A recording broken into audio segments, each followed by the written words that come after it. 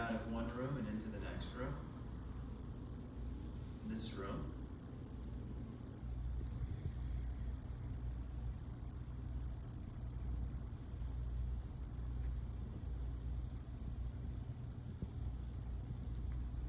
That's it, everyone. Just take that breath in and just let it go. Just get into a relaxed space.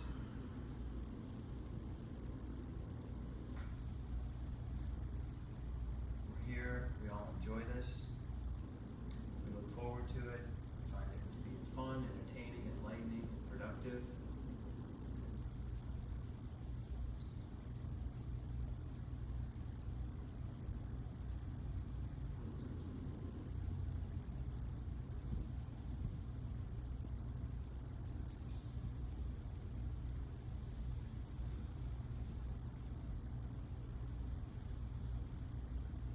Deep into that expiration, really let those abdominal muscles just evacuate that air, even the reserve volume of your lungs as best you can.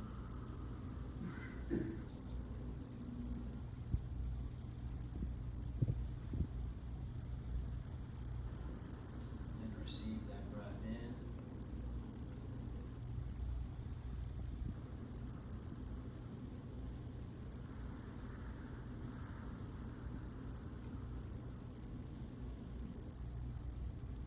And out.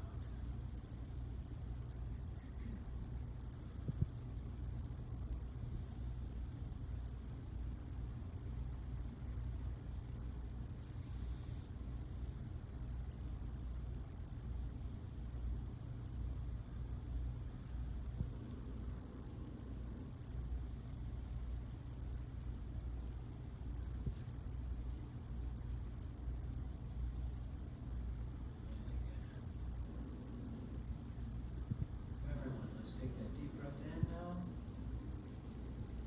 Just really go into that expiration. Let your shoulders drop.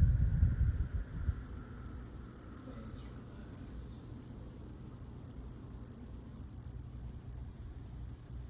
Now take your hands and take your fingers, go to both your temples.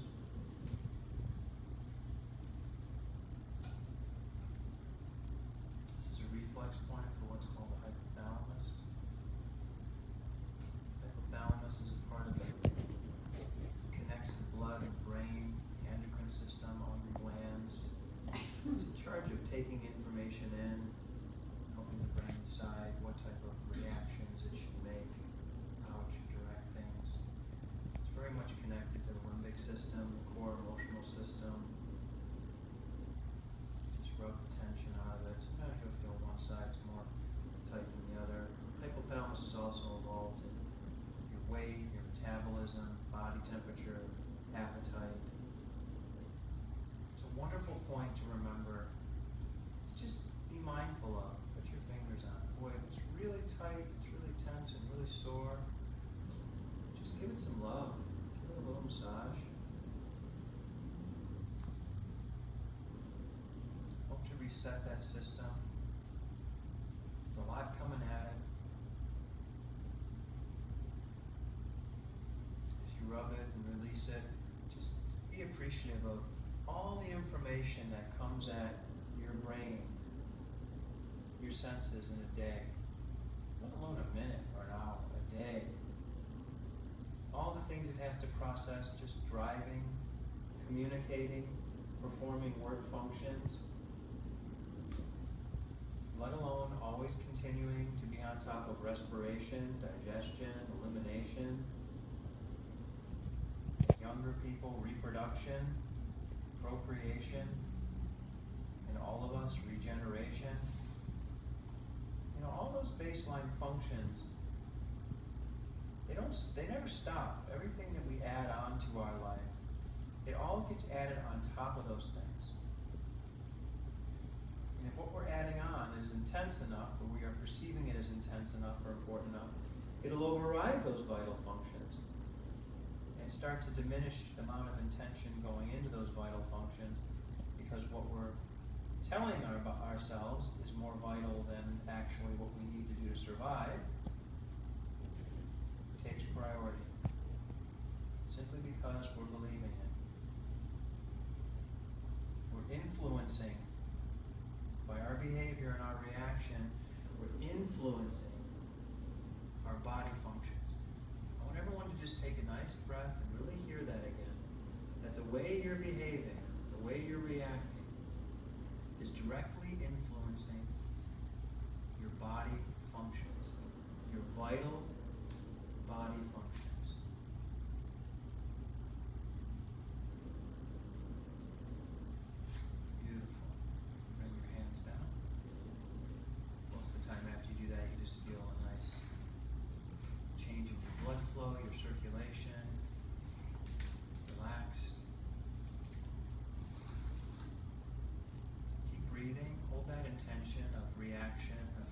vital body function.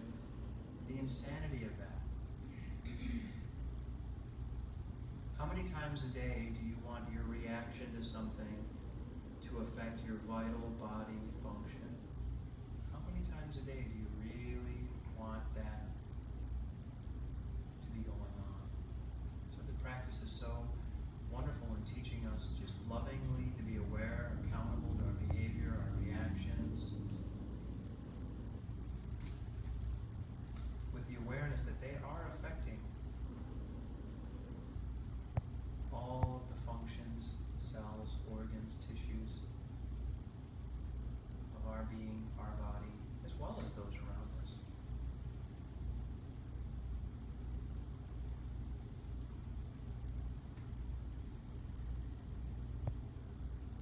So important to continue the basic practice of be calm.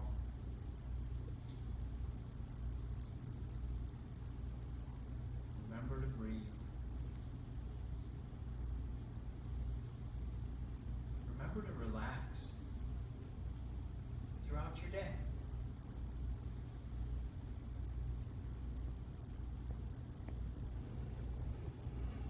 Beautiful. Let's open our eyes, take another deep breath.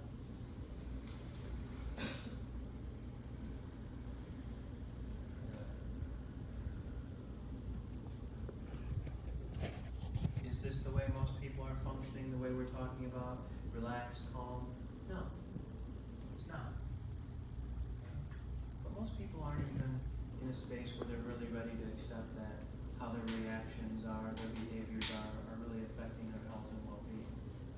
They all just want to let it start and stop at, well, you know, stress isn't good for you. But when you really allow yourself to become aware of the fact that it isn't, it's just not good for you. It's distracting your body from focusing on vital functions. It's a whole other reality. And again, it's so simple. Just start by taking moments in your day where you just stop, breathe, center.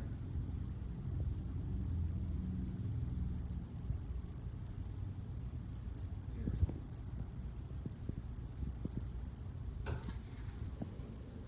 Let's do our class review.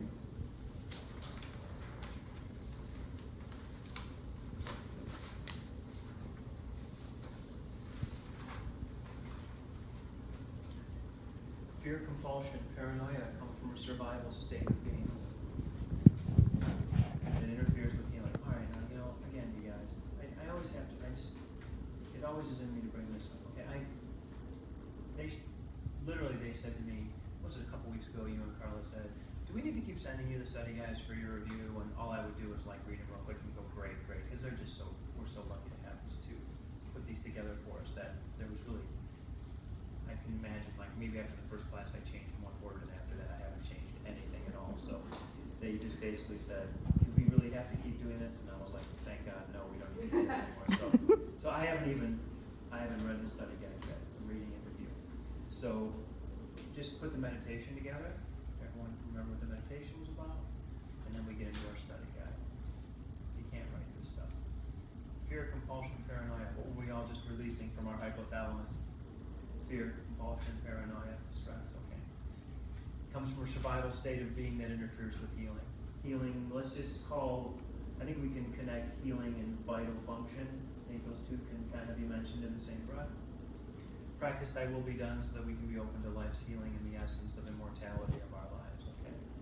Again, nice words to say, calm down, calm down. Focus points. Addiction provides the opportunity to become enlightened to unconscious reaction patterns so we can outgrow and heal from imbalance. Addiction offers a unique chance to truly implement living the practice is a part of our development, okay?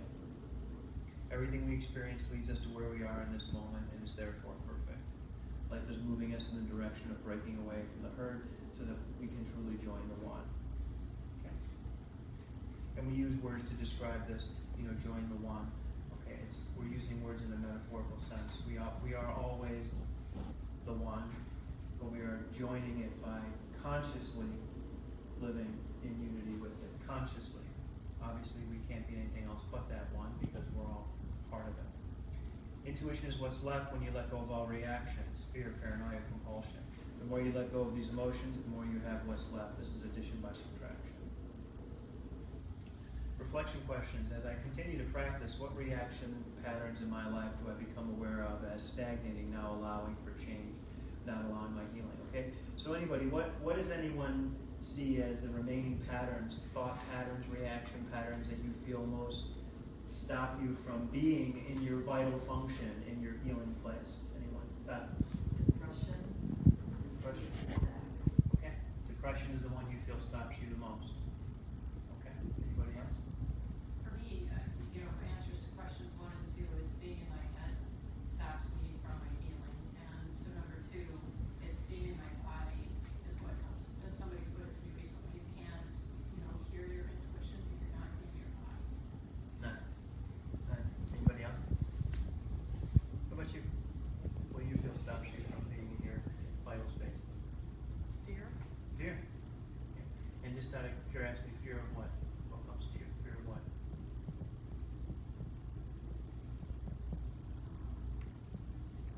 Yeah. Fear the unknown. Just fear. Fear. Just fear. Okay. That's very, when it comes down to it, that's, we'll put it into something, fear of this, fear of that, fear, but in the end we get it down to, it's fear. It's just being in a fear state, period. Once you peel away the descriptor, what are they called? The adjectives, the descriptive words around it, what you get down to is just fear does that. And again, that has a purpose when you're trying to get away from something like threatening, but 99% of the time we're not trying to get away from anything like threatening. What unfamiliar concept and or behavior will I practice in order to foster the growth of my intuition? Where will I trust my gut this week? Okay. So what is someone gonna, where in what situation would someone want to change their behavior? I'm going to ask you after, but I want to ask someone else first. Yeah? What situation would you feel like you need to change your behavior so that you would be more intuitive and less reactive? I struggle from seeing my feelings as reality, especially at work, when I'm not feeling whole and complete at work and my feelings get in the way, and then I can't let the voice of intuition in because my monkey brain is going too fast, Okay. chomping on the feelings. Do you have room on your desk for a little plant? Yeah, I'd like you to do that. I'd like you to get yourself just a little plant, okay. and I'd like you to put just another species in your view, so that when you're surrounded by feelings and emotions that are coming from the human species, I'd just like you to have the view of another species in your view, just to view that there's another species in the world that you can have a kind relationship with, a comforting relationship with, something that you can tend to, that's symbiotic, something that you're giving it carbon dioxide, is giving you oxygen. I think it would be a very good clue to just to connect you to that nature, that when you're at work, the nature of the environment isn't truly what it is in a bigger sense. I think that little investment would be a big difference. We at least give it a try. Absolutely. Great. So this is an interesting one that I want to ask Beth now. Beth, what do you feel? What unfamiliar practice or what change could you make that you feel would help you not be in a depressive state? Or help you move out of it if you're in it? It's more needing to move through it. Okay. I think, but it's also some days that a little bits of anxiety, and I'm making myself sit through it longer before I take a food action. I still can go there. And I also wrote down for 2 about a change I could make is getting back into meditation. And I don't think I'm as afraid of the answers as I used to be. Nice. Both of those are great advice. A lot of times when you're in a situation and you're having a reaction, one of the lessons you have to learn is just how to be in it. You know, how to be in it. And how to be in it with a sense of impermanence. How to be in it knowing it's not going to last, knowing it's going to end, knowing it doesn't define you. Okay? And there's many different stages to practicing a reaction. You know, one is action steps to get out of it. Put my car in 4-wheel drive, read the manual, get out of it. You know, the other one is shift your point of focus, have a plant on your desk. Another one would be, like we said, be in it, experience it, but experience it as an observer as well as a participant, and really become a student of the symptoms, not a victim of the symptoms. And as you become an observer of them, you can then, in that moment you're having the reaction, if you become a student and an observer, you then do open up the intuitive channel to receive information about, okay, I'm having this. Oh, I could be having it because of this. Or this is what's causing this. So just because you're in it doesn't automatically, you know, as you learn to separate it to some extent, you can receive information as you're having the experience. So you can be that mirror. Like I use the example when you come to see me and you're having something, I reflect back to you some different reasons it's happening. We kind of use my channel because your channel can't tune in. You can begin to have that information. Your channel can be open as you're having the experience. So one of the next goals for you would be is that in this work environment that I'm in it sometimes that elicit these emotional reactions, I hope that the plant allows me to maintain my intuitive knowing while I'm having these emotions, to give me insight and understanding on how I can better experience it. It's a stepping stone. Sarah? That's what you said about being with something in the reaction but realizing that it's impermanent is a total shift. I mean, everyone says, you know, this too shall pass, but that's always collectively, typically, surrounding an environment, a situation, a circumstance. Right. But you're talking about the actual emotional experience being what's going to be temporary. Yes. And that flips it all upside down the best way. Because it's not looking at it like, okay, things change out here, then I'm fine. It's like, no. Something's going on here that will eventually change and make this all completely irrelevant. Right. So that's a really, I'm just like, in the best way. Okay? Yeah. Perspective. Totally. You know, the impermanence of an emotional reaction, okay, is the first awareness that gives you power over experiencing it. You are no longer a victim of that emotional reaction. You are someone experiencing it, knowing it has a beginning and an end. And the difficulty with intense emotional reactions is that when they are at a high intensity, they do tend to warp time. Okay? And people will say this like a great story. It's just a simple story, but my brother was telling me that he was on a rafting trip and he was thrown from the raft a while back, and he was telling me about the whole situation, and he was underwater, he was moving away from the rocks. You know, we can all relate to this, right? And he says when he came up, it was videotaped, and I could be wrong. Forgive me if the time isn't perfect, but it was something like the whole thing took like a minute and a half, okay? But in his mind, it seemed like it was like a half an hour, you know what I mean? Because the intensity was so intense that time got stretched. Okay? For survival. Right? Because you're in survival so mode, you're right? trying to figure out how to get through it and navigate. But Right. now, if anything, if I take nothing away from this class except for that, which is highly unlikely, that's just the primary motivator to keep practicing. Yeah. It's not like this suffering that's going to happen. It's a lesson and will eventually be outgrown That's right. to not exist. And it'll get shorter. Yeah. Okay? So here's another example of it, and I know that Lily wouldn't mind if I use it, is that Lily used to have these episodes where she would go through, it was like a whole complex of symptoms that she would go through. And sometimes it would last, like when it was really severe, you know, she would have to take steps to investigate whether it was something more serious, and then sometimes it would last for like, you know, a week or days and days, and she has just been doing so amazing. She's really been practicing, just staying calm and not letting the feeling of anxiety have power over her, and knowing it's going to come and it's going to end, and she just needs to breathe and be with it. And she had an episode on Friday where her system got triggered into like a migraine kind of pattern, but it's much different for her.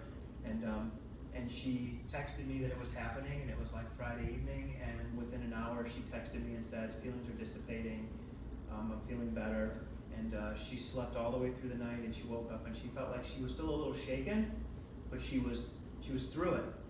You know, it was so something that used to take, to your point, something that used to take days, weeks, very traumatic, very intense, you know, with her practice and how she's evolved, okay, the shift in who she is, it's now something that within an hour or two, the worst of it was behind her, the impermanence of it was more obvious, she was able to stay conscious of the experience so that the fear and the anxiety didn't get a chance to warp the time, and she moved through it much easily. So, yeah, what a miracle. I was really proud of her, and you know, she did really great. So I'm sure she'll be sending us something through. So I'm sure she's watching. But She's loving this part right yeah, now. but you know, we're really waiting for her to be at the next step of her healing to come back and be with us. But I wanted to share her as an example that's how you shift through it. That's how powerful these emotions are, and the physical symptoms that they can generate. Because one of the things they do is when you get into that space, okay, of fear and anxiety, remember that space, when your body is experiencing that space, it's assuming that you're in a life-threatening situation, okay? So it's going to shut down the sphincters in your intestine, it's going to shut down your absorption, it's going to shut down your digestion, because those things aren't really that important when you're trying to get out of a life-threatening situation. So all those systems of detoxification and elimination, they all get stagnated. Okay, so if you're in my point in telling you that is if you're on a dominant level for long periods of time, many people have come in to see me and said, oh, I have intestinal stuff, I have digestive stuff, I have this, I have that. And really, once you get rid of the anxiety and the fear pattern in their system and you allow them to come out of it, all of a sudden those systems become regulated automatically, and they don't have those to the same degree they had anymore, and some of them don't have them at all. So it's not a panacea, but it is a good first place to look. That whatever's going wrong with you, start by eliminating tension and start being aware of your emotional reactions to things, and just see what gets better without that high intensity frequency going through your system. And to your point, Denise, as you know, being in your head is when you're in your head too much, you're not only are you not in your body, all right, but when you're in your head too much, where you're in your head is where your body is at. So your body only knows where your head tells it it is. So because of the power of the mind, if you're in your head in healthy ways, good. If you're in your head in unhealthy ways, as we've talked about, it tells the body that it's really in that place, even though the body doesn't necessarily have visual information that says it's there. It's affected by it. So it's really important. Yeah. And I'm just going to practice something you said before, because I had a big aha. Go ahead. I found as I got older in my life, I used to do things that weren't very smart. I was going to say stupid, but things that weren't very smart. It would take me maybe a year to look back on it and go, oh, okay, I understand what I did. And that time frame has gotten shorter and shorter, where sometimes it comes out of my mouth and I know that it was the wrong thing to do. And what you're talking about is being able to use that, take myself out enough to be able to see it simultaneously. Yes. And it feels like it's the next step. It is. That's exactly what I'm talking about. And my brain just went, whoa, okay. Yeah. And it is just the next step. You're already doing it in the one way. Just make this small shift, and then what happens is once you're an observer of your own emotional reactions with a level of compassion and peace, and you can witness and watch and see the impermanence of them, and you can practice it within yourself. Okay, remember that's always where we start. Then all of a sudden you can be around other people. Okay. And they can be having emotional reactions, even sometimes towards you, okay? And you can then be the observer again and witness other people's emotional reactions towards you in that same sense of impermanence. That, well, they just don't like me right now, or they're upset with me right now, and it's okay. I can watch, I can witness, I can be here. So it turns you into having the ability to witness other people's emotions, whether they're about you or not. But we start by learning how to do it with ourselves. Once you can do something with yourself, then you can begin to do it with other people. If you can't do it with yourself, okay, it's usually very difficult to do it with somebody else, because all the work really starts inside. I've noticed that, well, I was in an accident over the weekend. Okay? And I was just amazed at how smoothly the whole process went. I was sitting at a light, and I was rear-ended by a truck. And, you know, he just waved me to go over into the gas station, and he apologized, and, you know, he took full responsibility. And I just noticed, like, as I'm taking more responsibility, other people that I'm dealing with are taking more responsibility. And I called my insurance company, it's actually the same insurance company. And as I was reporting it, they were calling me because he was reporting it. So I just wanted to say, you know, as you change, people around you in situations that you're in are gonna change. Because back in the day, you know, I was the victim, and I was the victim, like you were saying. I was, you know, I'd have like an uninsured motorist claim, and somebody was blaming me, and, you know, I had another one where somebody just backed into me and didn't even know, but there was snow tracks right to the side of my car. So I've noticed that type of thing has changed, this accountability and responsibility, as I've become more responsible. Isn't it amazing? That's a miracle. Yeah. And how, again, you know, things are gonna happen in life, you know? Things are gonna happen. We're gonna bump into people, we're gonna say things we wish we wouldn't have said, or people are gonna say things to us. You know, accidents, quote unquote, you know, learning, which I just think is a better word than accident. So learning moments are gonna happen, okay? There's not accidents, there's just learning moments. But when both people can be engaged in the learning process, you know, and just be present, and be honest, and be compassionate, you know, that's how it can go. You know, and when we can be that way more than that, when we can be that way with ourselves, okay, when we run into an emotion, or an emotion runs into us, let's just use the metaphor of the accident. When something happens and you're running into an emotion, okay, just remember, you know, generally the emotion's not going to want to take responsibility, it's not going to want to take accountability, it's going to believe that it's right no matter what. It's going to want to make you feel like you're wrong for not reacting the same way it's reacting. It's the one that doesn't leave its card, but there's snow tracks going right to it, right? We know that fear caused that, or anxiety caused that, but it's nowhere to be found, okay? It's the same thing, okay? We have to be the bigger person in that situation and say, hey, listen, I know there's anxiety, I know there's fear. It's okay. I'm going to be with you. I'm going to work you through this. It's not forever. And we then can help that part of us that's still having the emotional reaction move through it smoother, easier. And in doing that, we actually disempower it. Because when emotions don't have a strong ability to create a strong reaction in us, they just tend to dissipate. Janet? And you know, I'm gonna take your accident to a further level, because on September 1st, I was going down 90, and there was a transporter ahead of me, and a pipe rolled off. I saw it hit the ground. Well, how many times have we all been behind a truck with that and thought about that? And my thought was, there goes the windshield guy, please don't hit me. And I was on my way somewhere, which is usual, and all I said was, as long as the car keeps moving, I'm gonna keep moving, because there were cars on either side, we were on the freeway. So I drove all the way to Willoughby, and this happened in Lakewood, and I got the license plate off the transporter's back part. I wanted to find out the name of the company, I wanted to get that logical stuff. There were no company markings there. The license plate I had, wrote that down, and gave up as I was on the inner belt because there was nothing I could do. Well, the highway patrol later on told me I should have pulled off to the side of the road, called them, and they would have gotten the guy. Okay. I was okay with it. Where I was going, my insurance person was there, I told her about it. And she said, well, obviously you got here, and yes, there's front end damage.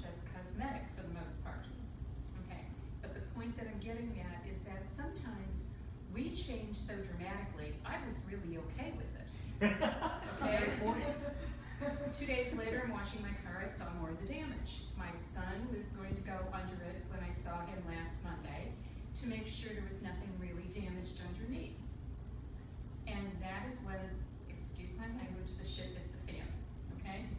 Why didn't you do this? Why didn't you do that? Your insurance agent should be doing this. You know, you need to file a police report, okay? And I ended up doing that on Thursday when all the traffic was stopped in downtown Cleveland for 2 hours. I was so late, I went to the first or second precinct police station. They basically told me, that happened 14 days ago. I said, yeah, but, and they go, we'll take a report, but if you do that, it's gonna be reported to the state, your rates could go up, and I'm going, what in the Sam Hill am I doing with this? The car is 8 years old, okay? It's still a beautiful car. And the bottom line, it wasn't bothering me. It bothers people when it Yes. doesn't bother you. Yes. Okay? Boy, is that a good And you point. get too excited. And I finally called my son on Thursday night and said, left a voicemail, which was very smart that he didn't take the call. I said, number one, the police agree with you in parts, they agree with me in parts. The subject is over. I've been in traffic for 2 hours. I do not want to talk about this anymore. That's the end of it. And I talked to my agent. She said, no. You know, I have $1,000 deductible. It was my choice whether I was going to do it. But the point is, I was calm for 2 weeks. It was when everybody got on my case for That's being it. calm that I finally did what they wanted, and it was only like an hour of craziness. And I called my son and said, cease and desist, okay? It's over. And I talked to him twice for the weekend, he never brought it up. You listen. But that's the point, when you get to the point, because everybody couldn't believe I was so calm about this. But pipe hit the front end of the car, it rolled under the car, and rolled out onto the freeway, and I just kept driving, okay? But the logic was there because I tried to get some kind of identifiers. But other than that, I went on and conducted the meeting that I was going to conduct, and that was it. It was when the little people got involved. And that's a great situation where your intention and your purpose, okay, and where you were going, okay, and what you were gonna do was just, you know, was far more important than what, Getting the guy. yeah.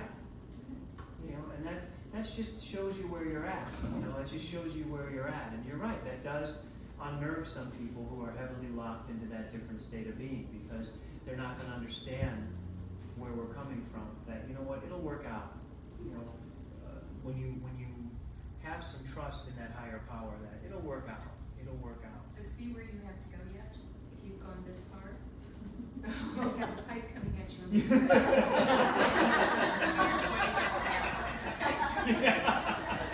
Or, I didn't even call anybody. or not, let's not have a fight. But the highway patrol chastised me. The Cleveland Police Department said, why did you let 14 days go by? I wasn't gonna go there. But the bottom line is it wasn't important enough, Right. and the car was still running, okay? You didn't identify with the situation or something that wronged you. Well, you weren't hurt, I mean, thank God you weren't Yeah. hurt. But it's amazing because you don't realize how far you've come Yes. until you go through that. Right on. That's why it's so cool to see how God is real and present, instead of like majority of the world being like, well, how could this happen, and blah, blah, blah, you know, really make a big to-do about it, but then it's like, you know what? This was a great opportunity to see how much I've grown and how much I'm happy that life is this way. So it's a gift. I remember an older gentleman that I treated, and his name was Vince, and I treated him and his wife, she had a lot of health problems, and she passed away, and he came to see me like a month or so after his wife, and he laid down and he says, I'm having a real problem. I said, what's your problem? He says, well, the problem is that everybody around me that hasn't done the work I've done is very, very sad. And I'm not sad. He says, and I'm almost feeling bad that I'm not sad. And everyone's wondering, why are you not sad? And he says, because I'm really not sad. I love my wife. I did everything I could for my wife. I grieved losing my wife many times while she was still here, because that was the inevitability of the situation. She passed. I'm happy for her. I'm happy for me because I'm really not sad. Same situation where you have to be ready to deal with people around you that are not going to be at the same level of reaction that you are. And again, as you learned how to deal with it within yourself through your learning process, you'll then use that ability to deal with others who are still having the reaction that you had in a past life. Okay?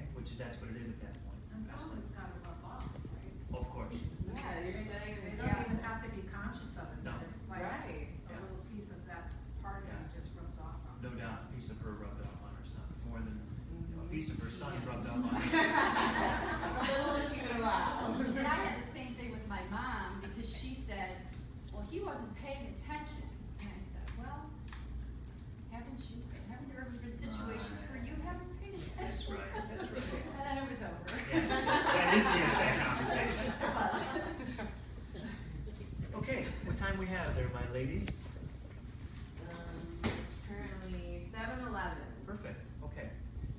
So I wanna start to, we started talking last week about intuition and about what helps us let go and make our intuition greater, and we talked about, one, realizing, remembering the oneness and everything. I think that was one of the main points we talked about. Two was letting go of the emotions that distract us, okay?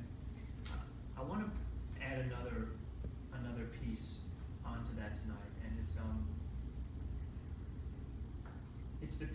a piece where I want to talk a little bit about what it is to be self-conscious, and how that self-consciousness really begins to mold what we believe about ourselves, and how our opinion about ourselves and our opinion that others give us about ourselves that adds to our self-consciousness, okay, is really can be a very big detractor, and it can be very damaging to promoting self-confidence and self-esteem.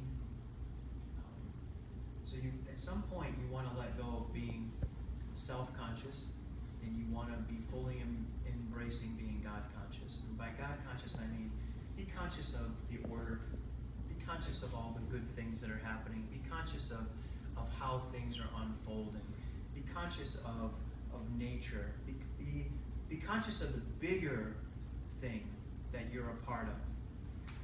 Because many times if you become self-conscious, one, it can lead to one or two things. If you're really, really self-conscious, it can lead to you having a really, really big ego, okay, and thinking you're really, really something that's better than everybody else, okay, which is usually a sign of the second one, which is incredible insecurity. You know, when someone's secure with themselves, they don't need to be better than someone else. When someone's insecure with themselves, they get tired of feeling insecure, so they become very egotistical as a way to escape their own insecurity. Okay. And this goes back to something we talked about several classes back about the person that's the bully is usually the one that was beat up on and insecure. But we really want to look at the whole notion of self-conscious and start to examine, what do I think of myself, okay? What do I think of myself? So I'm kind of given one of the first questions I want for the study guide next year. As a self-conscious individual, okay, what do I think of myself? How do I see myself? Now, a lot of us are well along in the work here, and I would hope that most of us have pretty true, honest representations of what we really are, and most of us would see ourselves in mainly a positive light, you know, which means we're very much in the practice of acknowledging God's consciousness. All that makes things good and orderly in the world, we give credit for that sense of order and good within us. When we become self-conscious, okay, especially when we're younger, your age and younger, there's a tendency to become very self-conscious about anything, okay? So just think about this now. I'm going to give you some simple examples. I've had people that are still suffering with image issues that became self-conscious when they were 9 years old, 12 years old. I have women that have literally spinal curvature because they became self-conscious of having larger breasts. I mean, think about that. Think about the power of that experience that it has enough power over someone to make them curve their back, not breathe deeply, alter their posture, I mean, like this. All because they became self-conscious of the size of their anatomy. It wasn't that they did it because they were heavy. They did it because they didn't like the attention they were getting. It made them feel self-conscious. It made them feel uncomfortable. I have men having that issue about how much hair they have. I mean, now, I know these things are significant in some levels of consciousness, but at a certain point, to make yourself sick or feel poorly about yourself because of how much hair you have, it's just, it becomes unbelievable at some point. That as a society, again, to point to what Jan's saying, that we are that wrapped up in what everyone thinks, that what literally made you upset for an hour, amazing how far Jan's come, could make a young man or a young woman lose a significant portion of their life.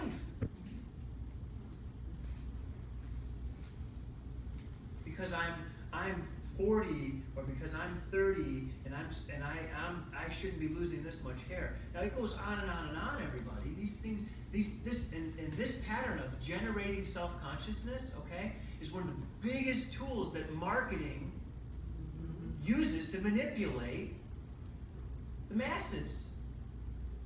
They get you to feel self-conscious by comparing you to an impossible, mathematically minuscule portion of humanity, and then they sell you something to medicate you for the disease that they gave you when they compared you to something that's not mathematically relevant. Someone have a comment? Come on, Or someone. they make you think you have a disease you don't have. They make you think you have something you don't have. They But gave you, that's, yeah, go ahead, Sarah. oh, they gave you the virus and you were already inoculated. That's right. You were already inoculated. They gave you the virus. But every single TV commercial Yes. has something to do with that, whether you're diabetic or not diabetic, but you think you're diabetic because, you know, all of these things, and if you are diabetic, you should be on insulin, and you should be doing this, and you should be doing that. And it's remarkable about how that is so, it's permeated everything in our society. Yes. Amazing. That's how the decline of war, like it parallels in terms of what people want to feel, need to feel in terms of protection, control, and then also that feel-good moment that something else fixes them. Okay. It's all about setting standards, okay? It's all about this whole notion of setting standards that we need, you know, that this belief, whether it was, you know, it's not about pointing blame, but we'll call them the institutions found it beneficial to set standards. For better or worse. Once they set those standards, they really, really ramped up the power of self-consciousness. Okay, because of these standards, you could have a false sense of being better, or you could have a false sense of not being good enough. Now this is, I would like you to just share a little bit with us about first of all, the type of children that you teach, and how that applies to the state testing, and to just share a little bit of it. I work with children that need a little extra love in the area of reading, so they're not on grade level with reading. So number one, the journey for them has been difficult since kindergarten because of different comments they've heard and things they've had to deal with. So my number one goal is always to get that self-esteem up. Reading is secondary because I want them to know they have worth. That's the best gift I can give any child that comes in my room. If you have worth, you can navigate those orange barrels better when you become an adult. The state testing, which I'm so vehemently opposed for all those politicians listening out there. How can you do that to a child and put that child under so much stress and tell them, well, if you don't get this number, then you cannot go to 4th grade because of the state 3rd grade reading guarantee. How can you lay in bed at night and do that to a child? So, you know, I tell my parents of my kids, we've been in the program we have in our school district that the children can take, because I told was important that we had Plan B for these kids. But I also want to make, because I work with grades 3, 4, and 5, I want to make the parents understand in my older kids, when they go to get their first job, that employer's not going to say, well, Emily, your employment is contingent upon what you scored on your state testing. Really? Really? You know, every child grows. Every year, every child makes gains. Can't we really honor that and give praise for that? And not have to worry about a number or what you have to get on a state test? What is that really all about? What are we all about? You know, it's just amazing that we really don't have enough say, because it's all the politicians' hands, no matter how many lobbyists we have. But what are you doing to the soul of a child? What are you doing to the soul of a child? That's beyond. Well, and that's, to me, the biggest thing that I see, so I'm going to do this to start the blood drive. There we go. Okay. Good. Is, you know, there are many forms of incarceration. You know, and I think what we need to learn is that, except in a situation where an individual presents a very real, relevant danger to themselves and those around them, you know, all forms of long-term incarceration are completely ineffective. Okay, they're just ineffective. They don't work. So when you incarcerate someone by telling them you're a sinner, you're always a sinner, you're always going to be a sinner, that's incarceration. When you tell a young child you're not making it, and because of that, you know, you're not going to get to go to the next grade, you're not going to get to be with your friends, that's incarceration. When you make a young woman feel that because her body doesn't look the way that a genetically, you know, let's face it, I mean, Heidi Klum is an incredibly beautiful woman, but she's a genetic mutation. She is not the normal woman. When you make a young woman feel like she's inadequate because she doesn't look a certain way, that's an incarceration. When you make a young man feel inadequate because his hair is falling out at an age where he needs to have a full head of hair to find a woman who will love him, that's incarceration. So these subtle forms of incarceration that are being inflicted upon all of us, okay, we're just smart enough to say, no, thank you, that's baloney, not going to believe it. But these forms of incarceration are just rampant. Rampant. And go ahead. Not only that, but there are so many different kinds of intelligence. So there's kids who are great at reading, but then there are kids who are great at people. You know, like they just understand people, they're empathetic, you know, they just really can connect and relate to people very well. And then there's kids who, you know, mechanically they can put anything together, fix anything, do anything. And there's so many different kinds of intelligence. Yes. And when you tell a kid that just because they can't do school, they can't read, then, you know, like essentially they're worthless. Right. They don't reach their full potential. No. Because, you know, I know kids who have been told that were just fabulous people person that were told they were stupid, and so they've never done anything with their intelligence. You know, kids who were phenomenal with mechanics, who never, you know, like went on to do great things because they like dropped out of school because they were told that they were stupid. That's incarceration. You incarcerated that consciousness. You know, the biggest thing that gets incarcerated when anyone's in any kind of situation is their consciousness. Their belief in what they have the potential to be and become becomes incarcerated in that moment. And it happens in families, it happens in educational systems, it happens in our law system. We have to be conscious of it. And it diminishes them, and anything that diminishes one of us diminishes all of us. That's right. Well, that's why, you know, self-consciousness has to be outgrown then, That's because right. then there's nothing, once you become God conscious, there's nothing to be incarcerated by. That's right. And that's how society is so conducive to that stuff. But I mean, it's inevitable anyway that we're gonna eventually, gradually schlep all that off, and then, We are. yeah, but that's cool. And once we do, okay, we start having conversations like this where, you know, we have an honor for religion, we have an honor for systems, but we don't feel we need to be defined by them or controlled by them. We are not or fulfilled by them, okay? And then we want to help as many other individuals as we can reach this place of true freedom. You know, and freedom is when you see what you are as, you know, and again, force the source of creation, I call it God. When you see yourself as a creation of that, and you see that the potential that you have within you is the same potential that is within the universe, within all things, okay? It just gives you a landscape to begin exploring your potential. That you're all of a sudden not listening to what someone told you that you were or weren't, what someone told you was possible, or what you took from media, many times on an unconscious level.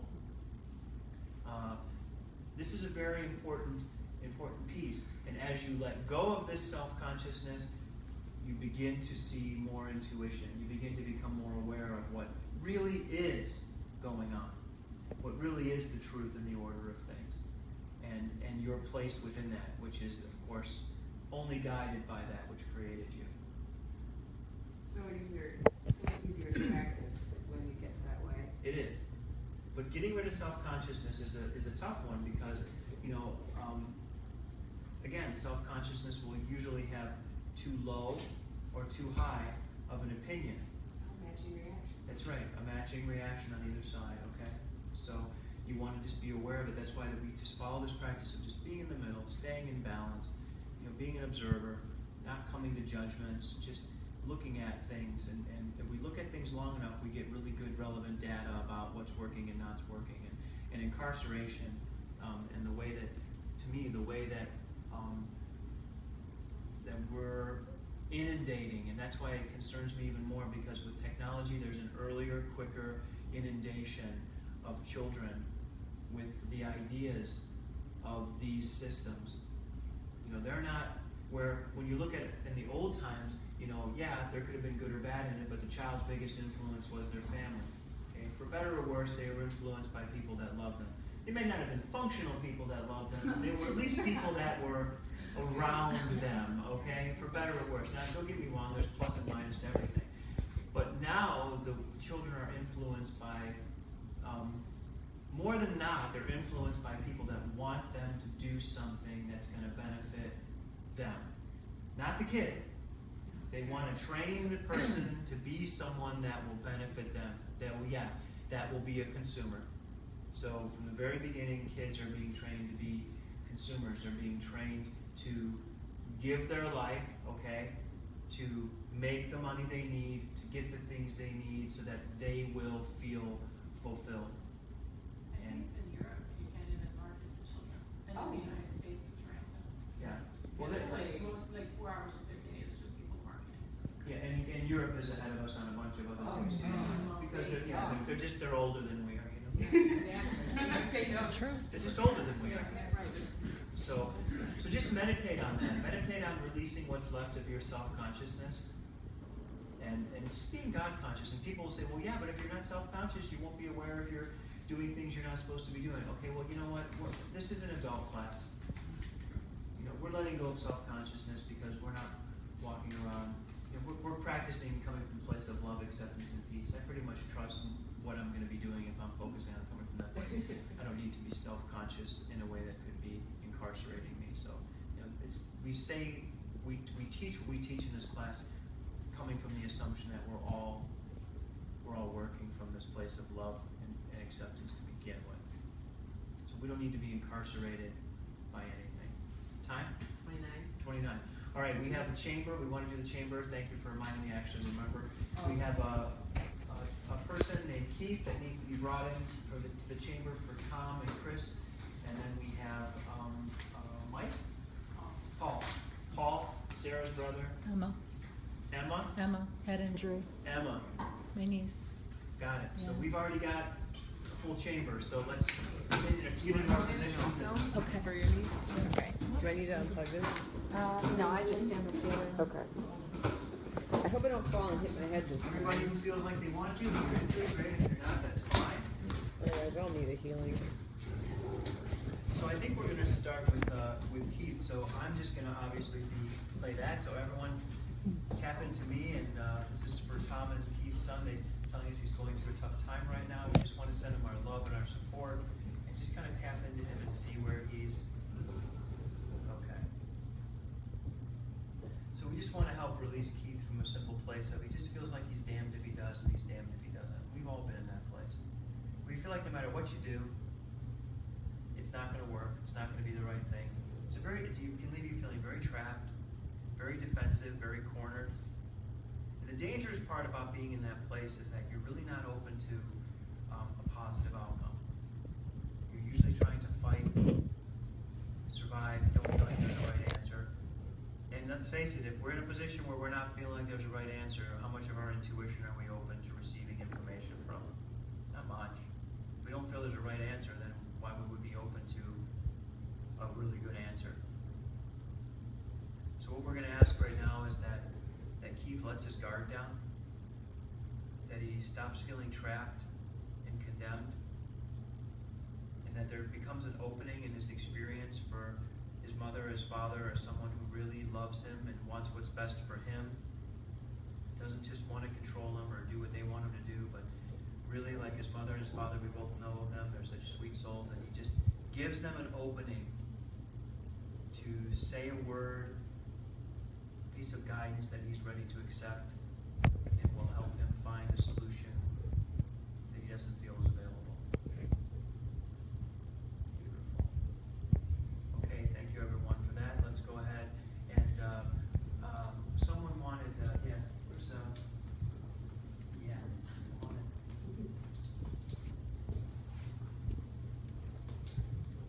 There we go. Beautiful, everyone. We're going to come right into Sarah. Just tie right into Sarah here. Sarah's representing her brother. We're just going to go right into his heart.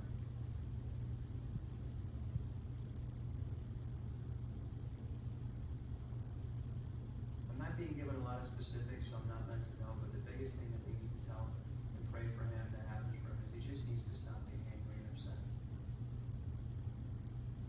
He's carrying a very strong sense of injustice in his heart. And that injustice is stopping him from becoming aware of what he really needs to do. Instead of looking around him for what he doesn't feel was right or fair, he needs to let go of that pattern. Just focus on himself, what he needs to do. What's he done that hasn't been good for himself? What's he doing that isn't really treating himself fairly? And really look at his own behavior and his own habits and really allow himself to be vulnerable to what do I need to do to be more just to me? And if I can start by being just to myself, I'll encourage that to happen more outside of me. Beautiful. Does that make sense? Beautiful. She said it was perfect, so that's awesome. I love that feedback. And Emma, why don't you stand in for Emma?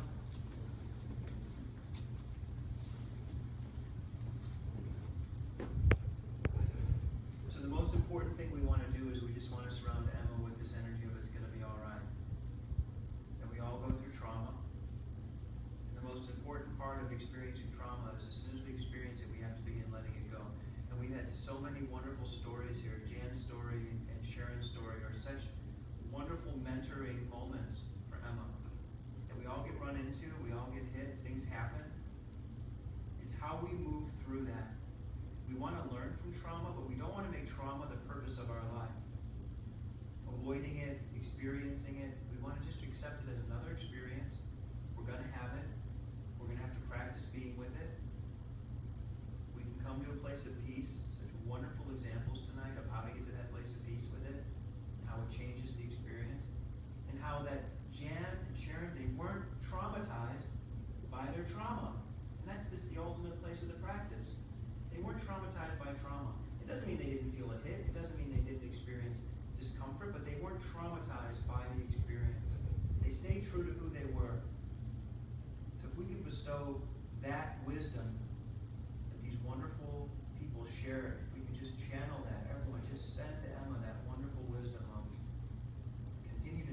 are, shine. Don't be traumatized by the trauma. Take care of yourself, take care of the needs that came from it, heal through it. But remember, the purpose in your life is far greater. Continue moving towards your higher purpose. And never let trauma have the ability to stop your higher purpose from manifesting. And we just pray that all for Emma right now. Her higher purpose and her higher calling is totally safe. Nothing can stop her from reaching it. And we're all going to, those of us who are lucky enough to witness Carla, we're all going to enjoy her and that cake and give her a chance to give her a hug and tell her that we're really glad she's there. All right, everybody. Thank you so much for coming tonight. Thank you so much for sharing. Have a wonderful night, and we'll see you all next week, okay? Be blessed.